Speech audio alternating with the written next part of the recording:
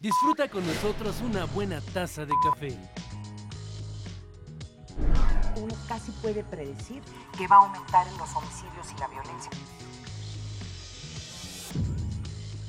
Es que allí estaba también hospedado un líder del cártel del Golfo. Entonces realmente iban sobre él.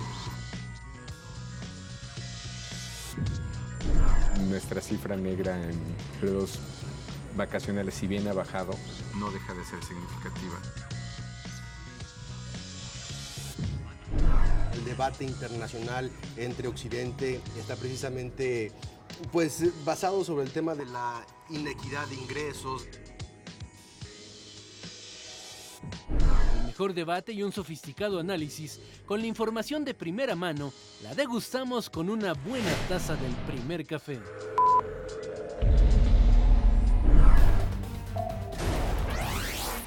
Dictan auto de formal prisión en contra del dueño de Oceanografía, Amado Yáñez.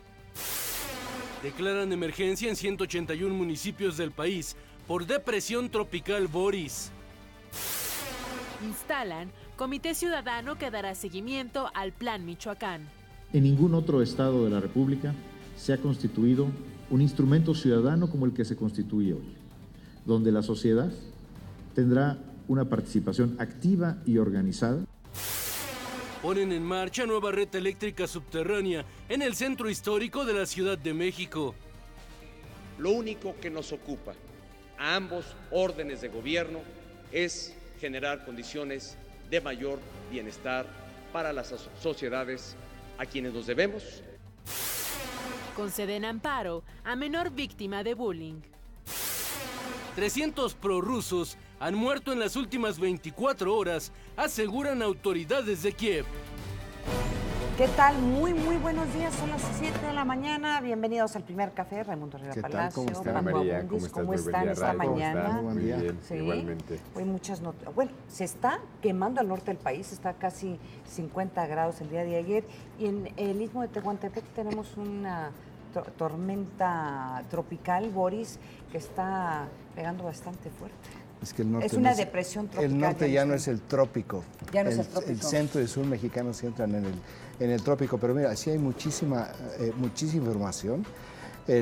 Tenemos, por ejemplo, algo espectacular. Ayer se levantó el PAN de la mesa de la negociación de las leyes secundarias de la reforma energética porque lo que dice es no están cumpliendo con la reforma política. Condicionó el PAN el apoyo a las leyes secundarias de la reforma energética a cambio de la reforma política que tendría que estar ya lista y aprobada por 16 estados más uno en el país para que pueda ya hacer una reforma constitucional, y lo que dice el PAN es que ni siquiera ha llegado una iniciativa a ningún congreso local. Entonces lo que dicen es, pues muestren un poco de voluntad política. Finalmente se aprobó la reforma constitucional de la ley energética en 4 días, pues sí pueden hacer algo por la reforma política también. Pero en sí mismo esa declaración tiene algo de políticamente incorrecto, y es no asumir el espíritu federalista. Digo, sabemos que en términos políticos... No, pero por supuesto que sí. Cierto, pero... Y una gran desconfianza. Sí, lo que plantean es que ni siquiera ha llegado. No que se esté discutiendo y esté parada, no ha llegado. Ese es un poco lo que dicen, confían en que al final llegará, ¿verdad? Pero por lo pronto se levantaron de la mesa. También vinculado a la reforma energética, aunque realmente no, más bien por el género, Pemex vendió ya el 7.86% de las acciones que todavía tenía de Repsol, y con eso ya cierra un capítulo que fue muy ríspido en la relación de Repsol, que es una empresa española, y Pemex a lo largo de los años, sobre todo un debate muy fuerte el año pasado y el antepasado sobre si realmente México, Pemex, debería tener acciones en una empresa como Repsol. En este momento, casi en tiempo real, el presidente Enrique Peña Nieto debe ir partiendo de Gander, Canadá, donde hizo una escala en esta carcacha de avión que tiene el presidente de la República. Por eso no puede volar directo a Europa, entonces tuvo que hacer una escala técnica en Gander, en Canadá, allá por Terranova, para poder reabastecer de combustible el avión, que lo va a llevar a Portugal, donde alrededor de la 1 de la tarde, hora de México, llega a Lisboa, donde va a iniciar una visita de trabajo, y de ahí se va este fin de semana a el Vaticano. Es la primera vez que un jefe de Estado mexicano va solamente a el Vaticano a hablar con el jefe de Estado, o sea, el jefe de la Iglesia Católica. Siempre había sido un viaje donde iban a Italia, a hacer una visita en Italia, en Roma, el gobierno italiano, el jefe de Estado italiano, y aprovechan para ir al Vaticano.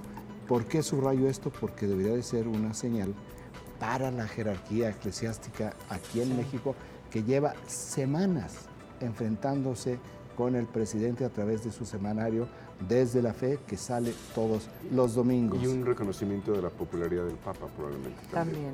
Como Papa latinoamericano y por el liderazgo que está teniendo. Ahora, fíjense nada más quiénes van.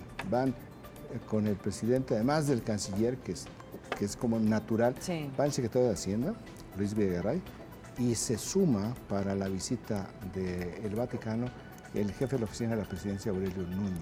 Es decir, van dos operadores políticos del presidente que no están en la primera línea pública de la operación política. Y de ahí se va a España, donde el jefe de Estado ya, le dicen en inglés el lame dog, o sea que ya no sirve para nada. El jefe de Estado, el rey Juan Carlos, todavía lo va a recibir, porque hasta el 18 Felipe será legalmente proclamado Felipe VI. Siento decir que por su condición física, lame dog en este caso sí se aplica. Ahora, le dice, hola mi rey, hola mi rey. Es muy importante lo que dijo hoy. Hoy hubo un discurso que siempre se da en Navarra, donde el príncipe de Asturias, Felipe, dio su primer discurso ya con el trono heredado y en proceso de ser legalmente entronizado, donde dijo, por eso me resalto la parte del discurso, que España es una nación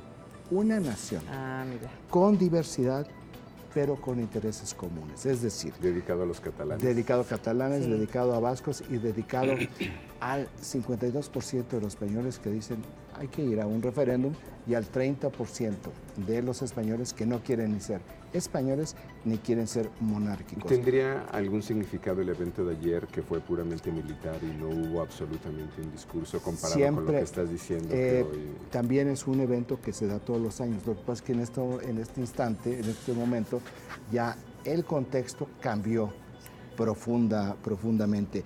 Estos temas no están en el PAI. Lo que está en el PAI, con 19% de los impactos, que es el número 1, es el secretario de Hacienda, Luis Videgaray. Estuvo ayer en Morelia, donde forma el Comité Ciudadano para Michoacán. Esto tiene, insisto, 19% de los impactos, pero no está relacionado los impactos en sí mismo con el Comité Ciudadano, sino con una declaración que hace el secretario, donde dice que la Secretaría de Hacienda está investigando a las empresas michoacanas que laven dinero o que estén vinculadas con la delincuencia organizada.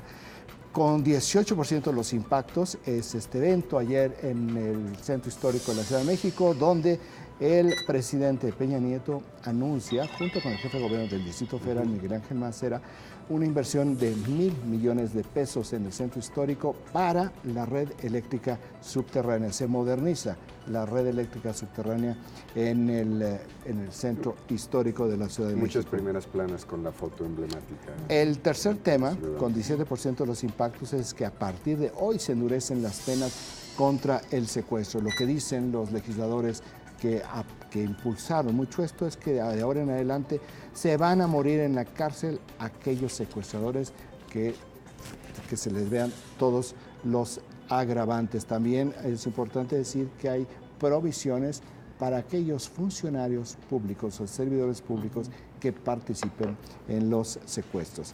El siguiente tema, que es el cuarto tema, con 16% de los impactos, 10 corrientes de la izquierda formaron ayer un frente de izquierda para apoyar la candidatura unánime del ingeniero Cuauhtémoc Cárdenas al PRD, y se enfrentan directamente con Nueva Izquierda, que es la corriente de los chuchos, que tienen el control actual de la dirigencia y del aparato político del PRD. Estamos viendo aquí una fuerza muy importante contra la corriente de los chuchos para quitarles la hegemonía, el control de un partido que consideran que ellos no han estado a la altura de las expectativas.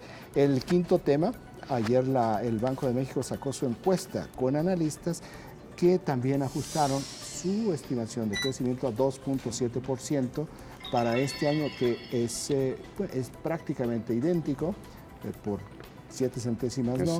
A lo que ya, 2.77, a lo que ya establece la Secretaría de Hacienda como la meta de crecimiento para este año. Lo que dicen los analistas, a diferencia de lo que dicen otras instituciones, es que esto tiene que ver con la inseguridad y el bajo consumo. El sexto tema, pues no hay. No, sí hay un sexto tema, porque está empatado con 15%, por eso no lo encontraba yo en este pay informativo de la agencia Intélite, que es algo también muy importante, porque por primera vez se otorga legalmente, un juez de distrito federal se le otorga un amparo, hay un fallo a favor de una niña que pidió que actuara la autoridad judicial por bullying en contra de ella, y lo que le otorga es fallo en contra de las autoridades educativas por omisiones que llevaron a la violencia infantil contra esta niña, que no es identificada y que no vamos nosotros tampoco a identificar porque es una menor, y lo que le dan este juez de distrito es unas medidas cautelares contra los niños que hicieron la violencia en su contra, y le ponen protección discreta dentro de la primaria en la cual sucedió. Una mujer va a ser la protectora de esta niña, y lo que dice el juez es tendrá que ser con mucha discreción. Es decir, no va a haber una policía Robocop dentro de la escuela, va a ser una autoridad, una funcionaria, pero va a estar vigilando. Como fenómeno social, creo que aquí deberá llamar la atención cómo temas de política pública se siguen judicializando. Es decir, a falta de una política pública que resuelva, vamos a otro poder, que en este caso es el judicial, a ver si tiene capacidad para resolver. Y el no darle una custodia o el no darle esa protección, y si sigue este acoso contra esta niña, pues van a sufrir consecuencias las autoridades de la policía. Este es el PAI informativo. Oigan, en las portadas hay algunas cosas interesantes. Me gustaría resaltar la portada de La Razón. Además, ha habido varias fotos en varias de estas portadas en donde se ve al jefe de gobierno capitalino con el presidente en este evento en donde se inaugura todo este sistema, nuevo sistema eléctrico para el centro de la Ciudad de México, que me pareció interesante la foto, y todas las fotos dan una imagen de la cercanía que se percibe entre el presidente. Mucho amor del presidente al jefe de gobierno. ¿Cuál es el problema del jefe de gobierno desde mi punto de vista? Ahí está la foto. Que él lo dijo ayer. Él tiene que salir a declarar que él tiene una vocación de izquierda. Cuando él hace este tipo de declaración, significa que ya se está dando cuenta que algo está, o si no está dando cuenta, algo está sucediendo. Una frase del discurso me parece que es muy relevante aquí, porque habla de este evento en el contexto de la reforma energética. No como un evento independiente de, sino como casi producto de.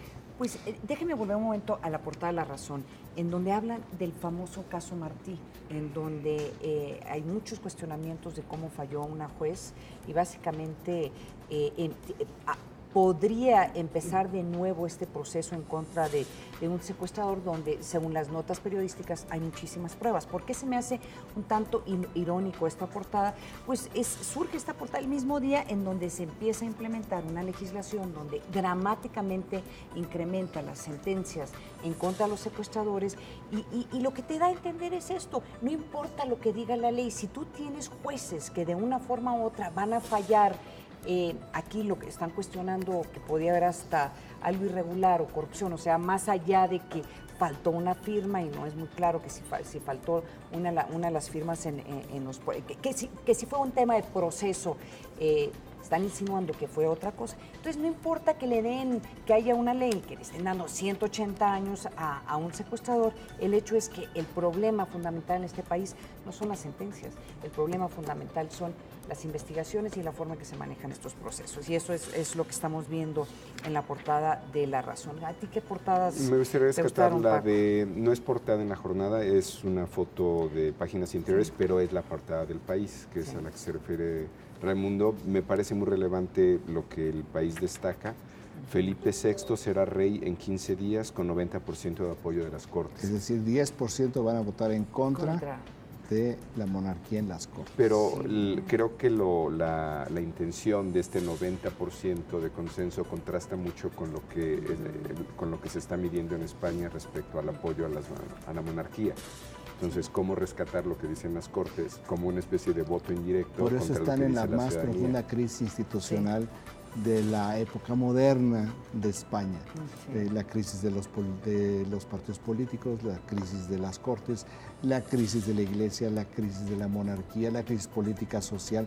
Están todas las crisis. La tormenta perfecta en España en este momento donde abdica el rey Juan Carlos, y hoy el País también publica lo que va a ser la historia oficial de la salida del rey Juan Carlos, donde les cuenta el País cómo fueron, cómo lo vino pensando hace varios meses, lo estuvo platicando con su hijo Felipe, y que planteó inclusive 3 fechas con Felipe para abdicar. Escogió la fecha intermedia. Pero esta versión, que es una versión que viene de la zarzuela, del Palacio Real, porque no pudo haber salido de otro lugar con el detalle, pues lo que viene a cuestionar es de por qué en este momento, por qué fue tan intempestivo, qué viene ya la cárcel para la hija Cristina, qué es lo que está sucediendo. Es un poco, y por eso menciono, la historia oficial. Y con esto se queda. La historia está muy bien manejado, se diría en México, la narrativa de la abdicación está planteada hoy en las páginas del País. Ahora, también yo quisiera brincarme rápidamente, antes de que nos consuma más el tiempo. En el New York Times, hoy viene publicada una entrevista con la presidenta Dilma Rousseff de Brasil, donde se defiende o donde critica a sus críticos que le dicen que Brasil no estaba preparado para organizar este Mundial de Fútbol, y, entre otras cosas, defiende también pues el costo de los nuevos estadios y la infraestructura. Es la primera entrevista de la presidenta Dilma Rousseff sobre este tema, que hay que decir, no quería hablar ella sobre esto, porque cada vez que le insinuaban de que por qué Brasil estaba hecho un desastre en materia de infraestructura y en materia de promesas incumplidas, ella reaccionaba con enorme violencia. Pues ya tiene que salir hoy, a escasa una semana de la inauguración del Mundial de Fútbol, a defender lo que es un desastre en infraestructura en Brasil. El estadio de Sao Paulo, donde se inaugura de este jueves en 8 la Copa del Mundo, por cierto, la más costosa en la historia de las Copas del Mundo, casi 15,000 millones de dólares, no tiene terminadas las tribunas, no se han terminado los trabajos en los estadios. Los reporteros que ya están en Sao Paulo dicen que los alrededores del estadio de Sao Paulo, que por cierto está muy lejos del centro de la ciudad y no hay transporte público suficiente, ni siquiera está pavimentado. También en la portada del New York Times, yo creo que vale la pena mencionar que en México es parte de esta portada. Hay una foto en donde hay 3 niños desayunando. Y está relacionando, que está muy interesante, porque el tema tiene que ver con los más de 60,000 menores que han estado entrando a Estados Unidos anualmente, escapando de pobreza, pero en este caso están escapando de la violencia de las pandillas. Ahí está la fotografía. Esto es uno de los temas que trajo el secretario Kerry a México cuando su visita reciente, el incremento en el flujo, no el tráfico, el flujo de niños hacia Estados Unidos a través de la frontera. Y que es un fenómeno centroamericano. Es un fenómeno centroamericano, que es lo interesante, pero en la foto sale una foto de 3 niños mexicanos. Son 3 niños, no, dice la foto, los identifica como niños mexicanos, aunque la información, el gran reportaje, gran por el tamaño que trae el New York Times, tiene que ver con los hondureños. Es una información inclusive fechada en Tegucigalpa, la capital de Honduras, pero los niños son mexicanos. Que es una agenda del New York Times que trae ya por lo menos desde hace un par de meses un artículo terrible que salió hace aproximadamente un mes sobre una niña de 12 años que no pudo llegar a ver a sus padres en Chicago porque en un centro de protección infantil en Juárez pues prácticamente desapareció, ¿no? Muy delicado para México. Quisiera hacer nada más una pequeña predicción de primera plana para mañana. El discurso hoy a las 5 de la mañana hora de México de Barack Obama en Polonia, donde pues no tiene otra posición que tomar más que referirse a la posición de Estados Unidos y Rusia y la OTAN. Así es, no más del discurso rescataría y me llamó mucho la atención. Habla de los migrantes polacos en Chicago, él siendo de Chicago habla de lo importante que es la migración polaca, valida a Wałęsa, valida al Papa, ¿no? Habla de la importancia del Papa y cómo los polacos suelen no asumir las cosas por destino, sino pelear por en sus luchas, digamos, nacionalistas. Me llama la atención porque en este contexto tiene mucho sentido, ¿no? Bueno, portadas para informativo. Nos vamos a un corte mucho más aquí en el primer café. No se vayan.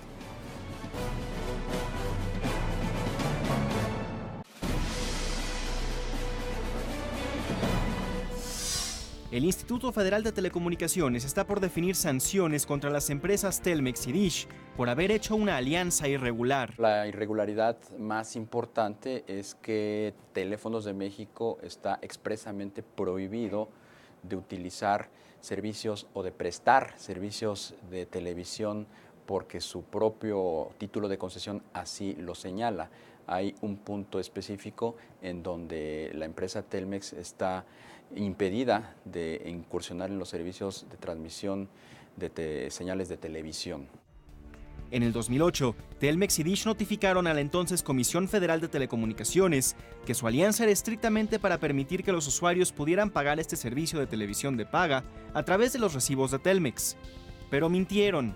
Documentos confidenciales revelados por el periodista Carlos Mota muestran que ambas empresas ocultaron un acuerdo para que Telmex comprara el 51% de las acciones de Dish. Estaba ese acuerdo y el otro punto muy importante es que estas empresas omitieron informar o omitieron esta información cuando se le comunicó de esta supuesta alianza a la Comisión Federal de Competencia. Entonces, eso es el punto grave, que ellos ocultaron esta información u ofrecieron información a medias a la Comisión Federal de Competencia, lo cual si hubiera sido de otra manera, pues nunca hubieran permitido esta alianza, ¿no? Una vez comprobado que Dish y Telmex le mintieron a la autoridad, solo hace falta la sanción del Instituto Federal de Telecomunicaciones, de acuerdo con los términos del artículo 19 de la Ley Federal de Competencia Económica. Podría haber un título de concesión violado de parte de Teléfonos de México, lo cual podría implicar, dado este acuerdo de sanción, que incluso se le pueda revocar el título de concesión a Teléfonos de México, lo cual lo inhabilitaría, o por lo menos al grupo económico que controla actualmente a esta empresa, a la posibilidad de seguir operando Teléfonos de México como lo hemos conocido en los últimos años. Los analistas consideran que la sanción del IFT deberá ser ejemplar para demostrar que tiene los elementos para velar por la competencia económica del sector en el país. Proyecto 40.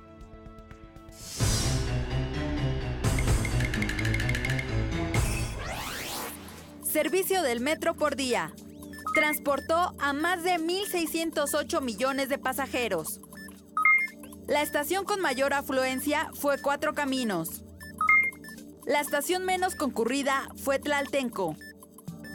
El dato útil para comentar en el café.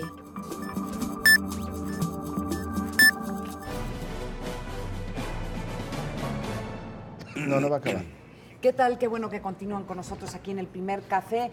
Un juez federal dictó auto de formal prisión en contra de Amado Yáñez Osuna, principal accionista de la empresa Oceanografía, esto por el presunto fraude de 500 millones de pesos en agravio de Banamex.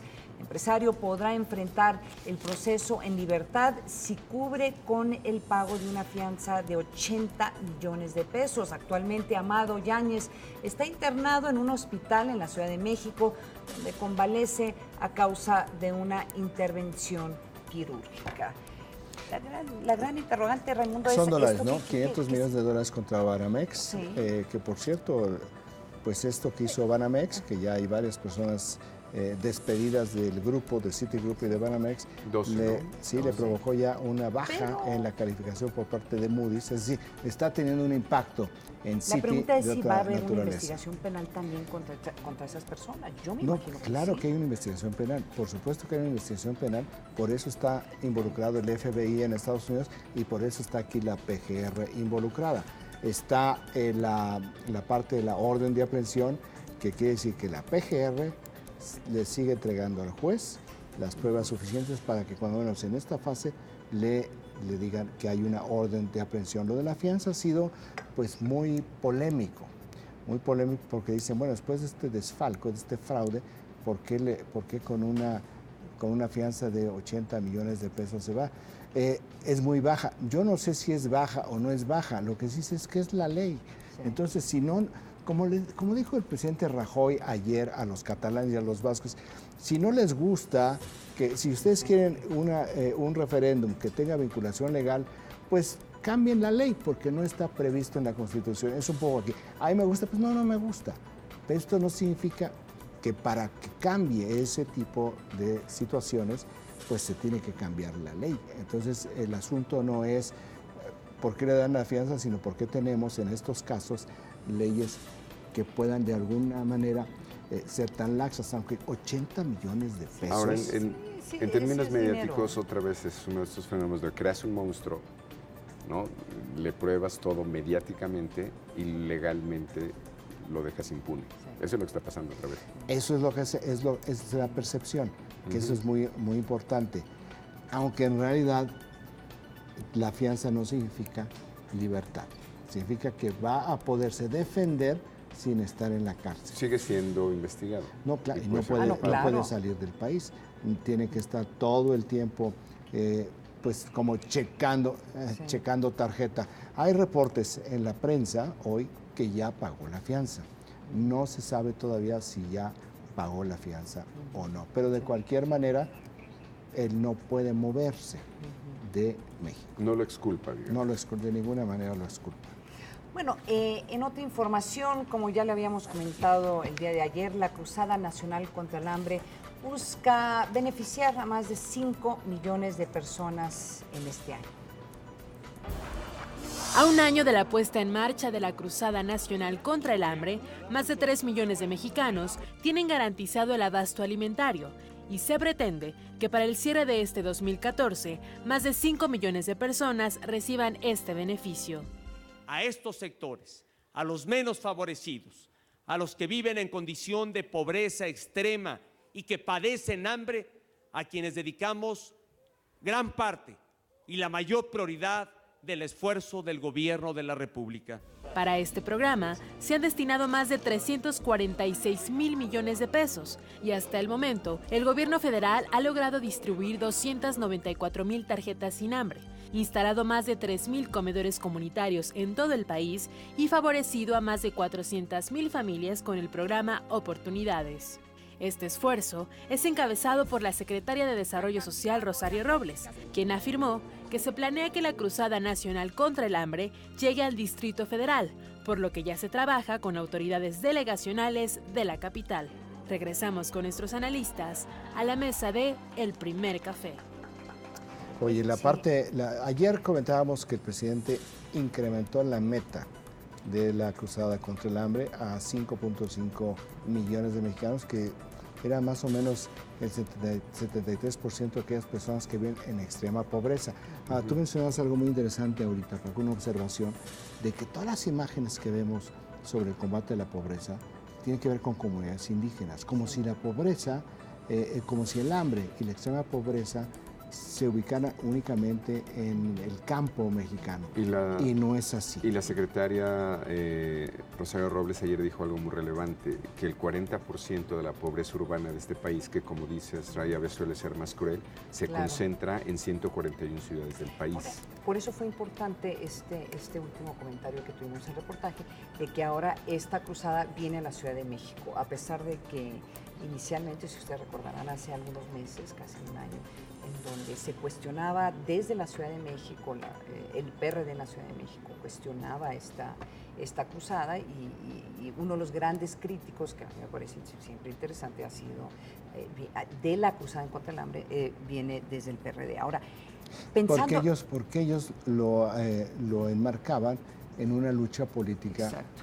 Por la capital de la República, que ha sido y es pues realmente el único bastión que le queda al PRD en el país. Ahora, aparte de esta crítica también, no sé si viene de un problema que tenemos como sociedad de reconocer que esto es real, que es cierto. Exacto. Es decir, cuando empezó este programa había cierta restricción como, pero eso en este país ya no es problema. No hay hambre, ¿no?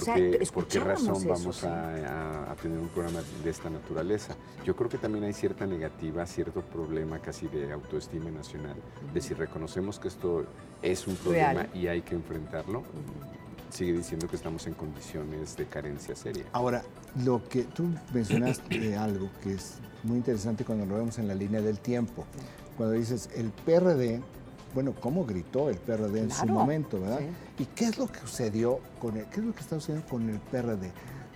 De manera anecdótica, ayer en este evento del presidente, con el jefe de gobierno en el centro histórico, bueno, quienes corrieron a tomarse una selfie con el presidente fueron 2 delegadas del PRD, virulentas, beligerantes, diciendo, bueno, ¿en dónde está realmente la discusión política? ¿Dónde debe estar el debate político? Pues quizás el debate político en esta materia, en el Distrito Federal, es de qué manera se resuelve el problema de la pobreza extrema y el hambre en lo que es esta mancha urbana que es la Ciudad de México y la zona metropolitana. Que ahora es un debate que puede ser muy práctico, muy aterrizado, como lo dijiste, la disputa por la territorialidad de esta ciudad, pero puede ser también uno ideológico del posicionamiento del PRD con el monopolio de la política social.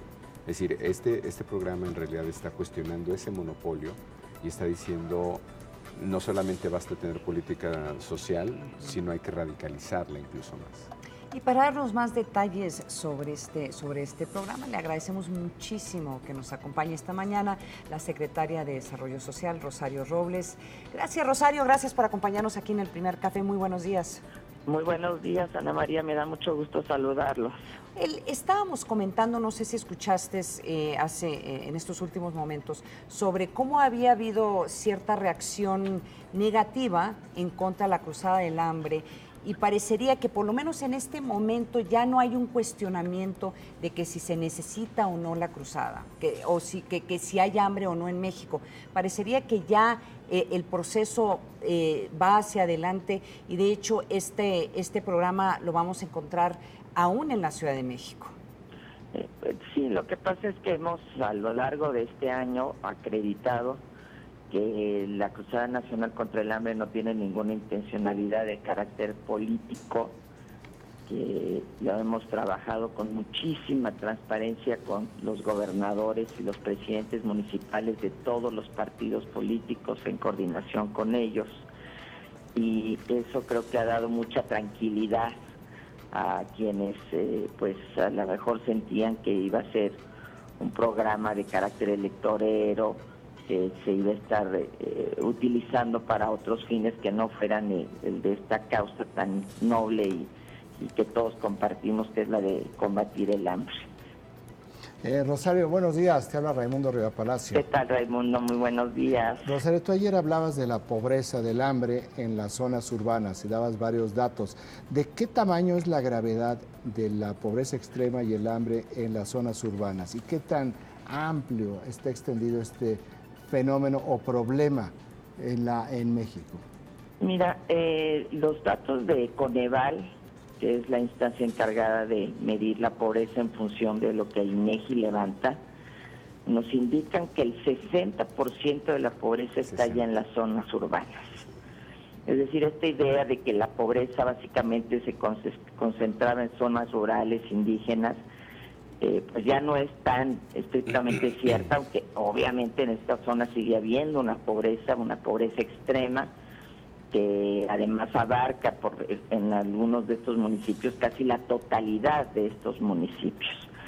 Pero en las zonas urbanas ya tenemos también polígonos, tenemos zonas periurbanas, áreas que concentran esta pobreza extrema y también el hambre, porque muchos de estos polígonos vienen de la migración justamente de esas regiones.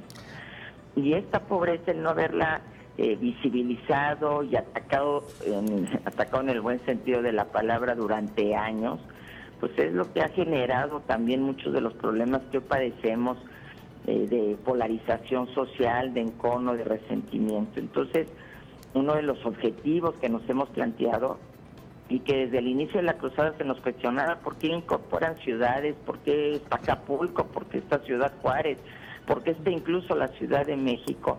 Nosotros explicábamos que estos datos duros nos indicaban que también en estas áreas estaba concentrado el hambre y la pobreza urbana y que teníamos que trabajar porque eran mexicanos y mexicanas que tenían los mismos derechos que están en las zonas indígenas, en las zonas rurales y las mismas carencias.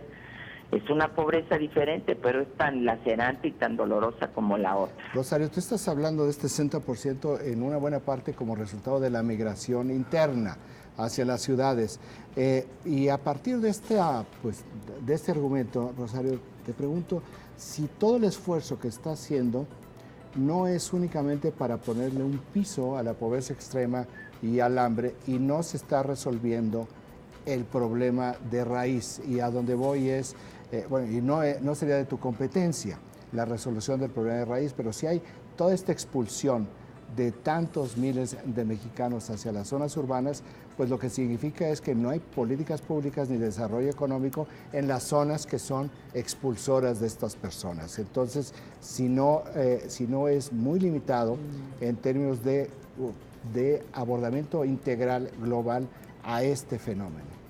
Bueno, evidentemente que la Cruzada Nacional contra el Hambre va dedicada exclusivamente a combatir esta situación de carencia alimentaria y estamos hablando de una población objetivo de 7 millones de mexicanos y la pobreza en México es de 53 millones de mexicanos. Es insuficiente con la Cruzada Nacional contra el Hambre resolver el problema de fondo de la cruzada, de la pobreza en el país.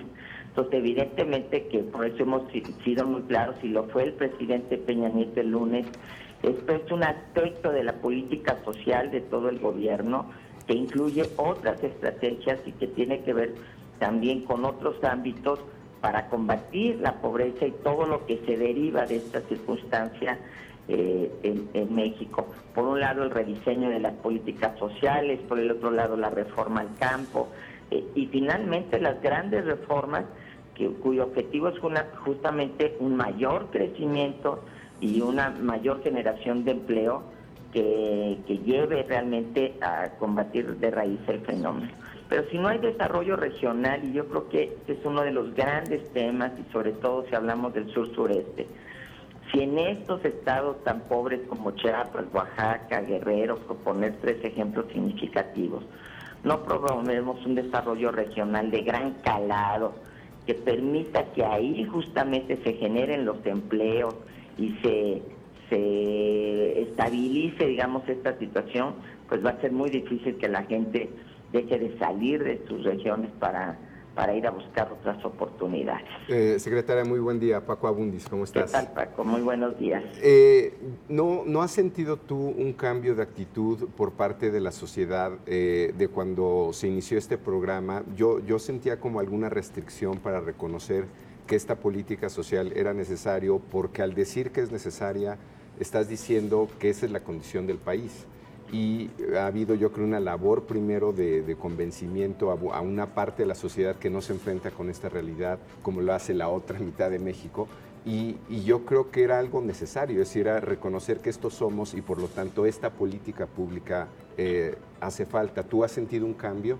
Absolutamente, porque al principio, y además pues tuvimos el problema de que en medio de esto se atravesara la situación en Veracruz, y esto pues nos dio una mala nota cuando inició el programa, pero finalmente tuvimos que decirle a México que hay hambre. Eso es lo que hizo el presidente de la República, porque siempre que se utilizaba la palabra hambre, pues pensábamos en otros países, pensábamos en África, y no volteábamos a ver la realidad de regiones como la montaña de Guerrero, algunas regiones de Oaxaca, los altos de Chiapas, o lo que señalábamos, ni siquiera pensábamos que lo teníamos en las propias ciudades. Entonces, esta labor de sensibilización y este hecho desde los lugares, es decir, que hemos recorrido, ido justamente ahí donde está esta pobreza extrema alimentaria, y mostrado a la sociedad que existía esta realidad y que entre todos teníamos que encararla, ha ayudado muchísimo a que no solo la gente reconozca el problema, sino valore la acción del gobierno, porque finalmente todo esto tiene que ver también con construir un México en paz y un México incluyente, porque el que no haya hambre, el que se esté enfrentando esta situación, el que se estén dando opciones en estos lugares, pues evidentemente también contribuye a la paz del país, en la que todos tenemos que ver.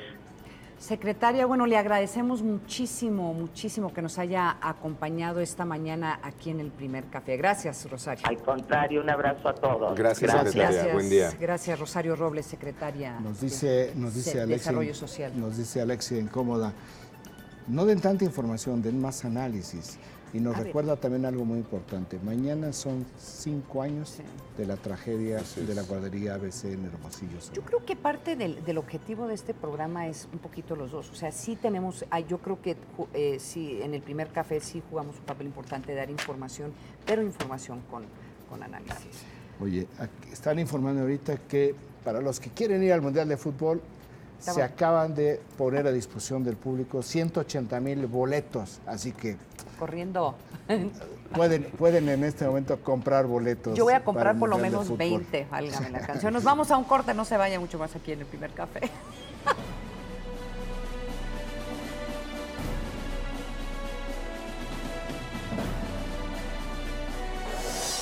¿Qué hago aquí? ¿Cómo lograr que me escuchen? ¿Cómo ser feliz? Constantemente, los jóvenes se hacen estas y otras preguntas. La respuesta está en los libros. La lectura de las letras es el primer ejercicio imaginativo que un ser humano pueda tener. Saber que un sonido implica una palabra y que esa palabra tiene un significado y que ese significado implica un estado de ánimo para un ser humano. Cientos de alumnos del plantel Azteca se identificaron con las historias de autores como Dickens, Dostoyevsky y Flaubert. Me llevo una gran experiencia porque sí sabía algunas cosas de las que nos platicó, pero nos los platicó de una manera tan profunda y tan directa que lo pudimos comprender a simple sonido. Tomar esta conferencia me ha hecho reflexionar muchas cosas sobre que alguien ya imaginó esos mundos para que alguien más los vea y dejarles ese conocimiento para transmitirlo a las siguientes generaciones. Gracias a esta ponencia, el maestro Raúl Quintanilla, director del Centro de Formación de Actores para la Televisión, CEFAT, logró despertar el interés de los jóvenes por los clásicos. El que nosotros podamos tener puntos de vista de autores y diferentes tipos de géneros, bueno, pues nos va a permitir también tener otro tipo de historias, acrecentar nuestro acervo. Releer a los clásicos, decía Italo Calvino, es recuperar una parte de nosotros. Es lo que hicimos con las primeras grandes lecturas, seleccionar clásicos del siglo XIX que nos explican nuestra sociedad actual. La colección Primeras Grandes Lecturas reúne 12 títulos y es una colección de Editorial Porrúa y Círculo Editorial Azteca para promover la lectura. Ania Negrete, Proyecto 40.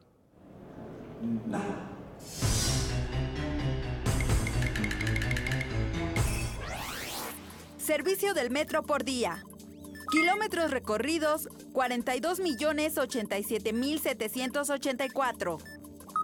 Total de energía consumida, 823,442,595 kilowatts. El dato útil para comentar en el café.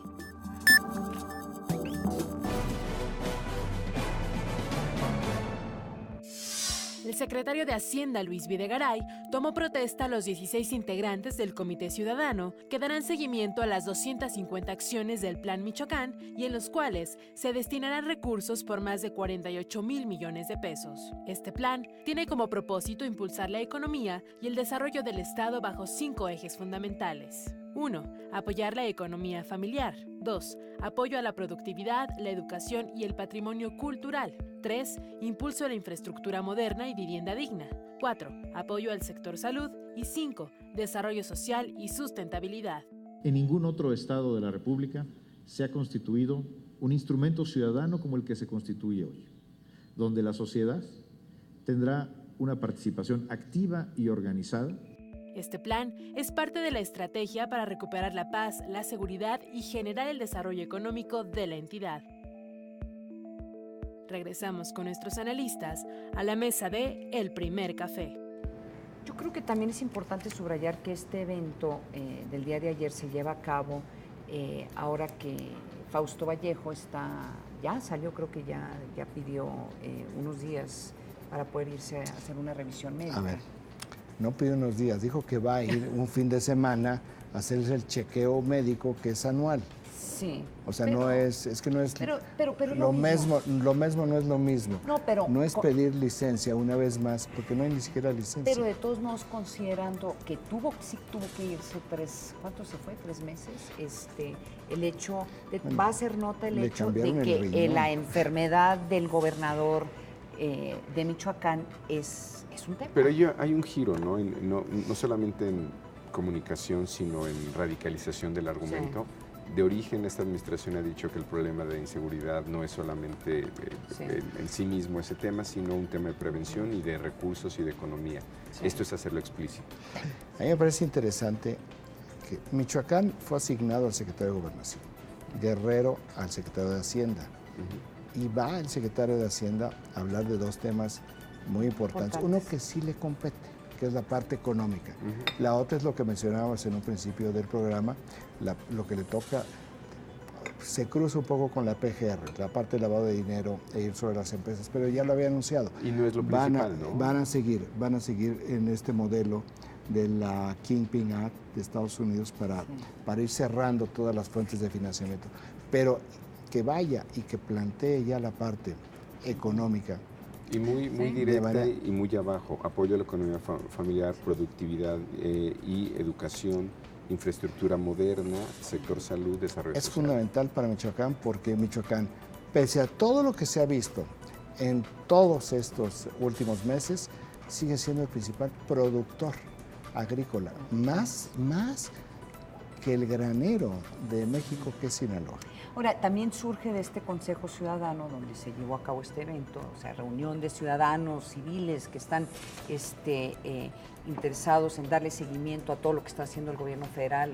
En cierta forma, este consejo se supone que va a ser el observador civil de este proceso. Se tiene que incorporar la sociedad civil, porque si no hay presión, no hay rendición de cuentas. Pero ellos, ¿qué dijeron? Fue muy claros, por favor, gobierno federal, no te vayas. Te necesitamos aquí, es importante que continúe una presencia importante del gobierno federal. Entonces, yo creo que desde una perspectiva mediática, a lo mejor este evento era una forma como de cerrar el círculo de lo que empezó hace un año, en donde era una propuesta muy enfocada al tema de seguridad y ahora termina con una estrategia muy enfocada al tema económico y al tema de desarrollo, y lo que le está diciendo la sociedad civil en Michoacán, no te vayas, todavía falta mucho que hacer aquí. Y esto es de largo plazo y es preventivo. Y es de largo plazo. Xochitl Pedrosa dice, pero por supuesto que sí deben dar más noticias con análisis. Con análisis. Muchas noticias. Oigan, nos vamos a Brasil. ¿Estamos qué? ¿A una semana? Un poco casi. 8 días. Semana, 8 pues días. Mañana, dentro de 8 días. Sí, empieza el Mundial y crece la inconformidad por este evento de fútbol. Veamos. A 8 días de que inicie Brasil 2014, el Centro de Investigaciones Pew reveló que 6 de cada 10 brasileños no están de acuerdo con la celebración del torneo deportivo, ya que aseguran los miles de millones de dólares gastados podrían haber sido destinados a servicios de salud, escuelas y transporte público. Según el estudio, la inflación es el mayor problema del país sudamericano, pues las 2/3 partes de los encuestados dijeron que la economía está en mal estado, mientras que solo el 32% considera que las cosas van bien. Esto muestra un cambio de actitud con respecto a 2013, cuando el 59% creía que el país estaba en buena forma económicamente. Por ello, el desempeño de la presidenta Dilma Rousseff obtuvo calificaciones negativas debido al mal manejo en temas importantes de agenda nacional, lo que significa un fuerte golpe para la misma, quien buscará reelegirse en octubre próximo. Regresamos con nuestros analistas a la mesa de El Primer Café. Esta medición de Pew se me hace muy relevante porque coincide mucho con la de Ibope, que es la gran empresa nacional brasileña. De hecho, cuando los brasileños hablan de puntos porcentuales, no lo refieren como por ciento, sino dicen puntos Ibope. O bajaste tantos Ibopes o subiste tantos Ibopes. Pero esta información que trae el Pew, esta ONG en Estados Unidos, coincide plenamente con lo que está diciendo Ibope, y probablemente este dato que se citó es grave, pero hay uno que podrá ser todavía más crítico, que es el nivel de satisfacción o insatisfacción de los brasileños. Del 2011 venía 52% de satisfacción contra 48% de insatisfacción, 2012 pasa 58% de insatisfacción, 2013 55% y en el 2014 estamos en 72% de insatisfacción contra 26% de satisfacción.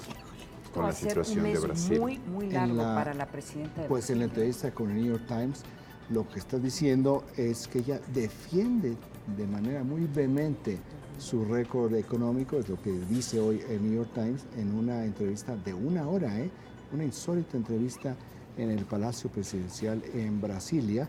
Y lo que le dice Dilma Rousseff al corresponsal del New York Times en su defensa es que pues, se ha reducido la pobreza, ha sacado a millones de brasileños de la pobreza y los ha llevado a las clases medias.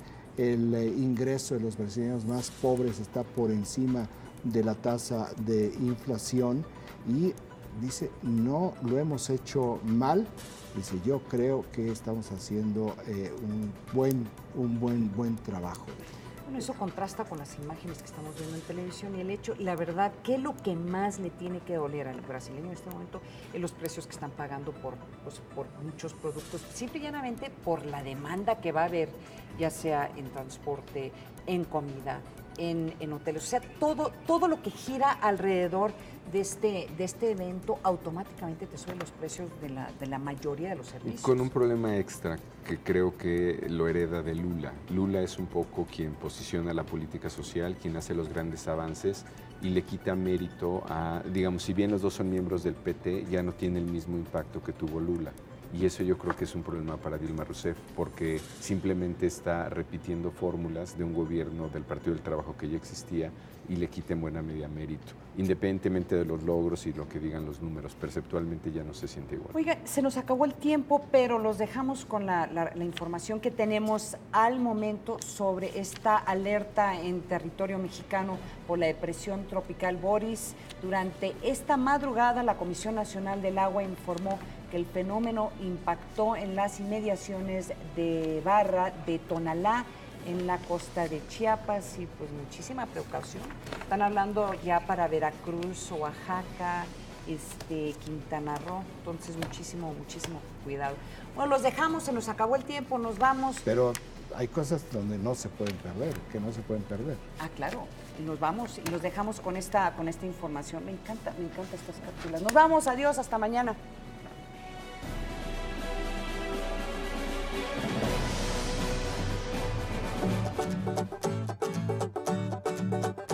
Ya nos vamos, pero esto no se lo puede perder. En Reino Unido sí son bastante creativos a la hora de luchar. Si no me cree, mire estas imágenes. Hace unos días se realizó la edición número 38 del Campeonato de Luchitas con los Pies, en donde solo está permitido utilizar las plantas y dedos de los pies para derrocar a su rival. Lo único que se necesita para concursar es una prueba de higiene y mucha, pero mucha resistencia. Esta competencia, además de ser divertida y un poco dolorosa, tiene una gran causa: recaudar fondos para la caridad. Así nos despedimos, pero recuerde que si se trata de algo raro, loco, divertido, seguro es algo que no se puede perder.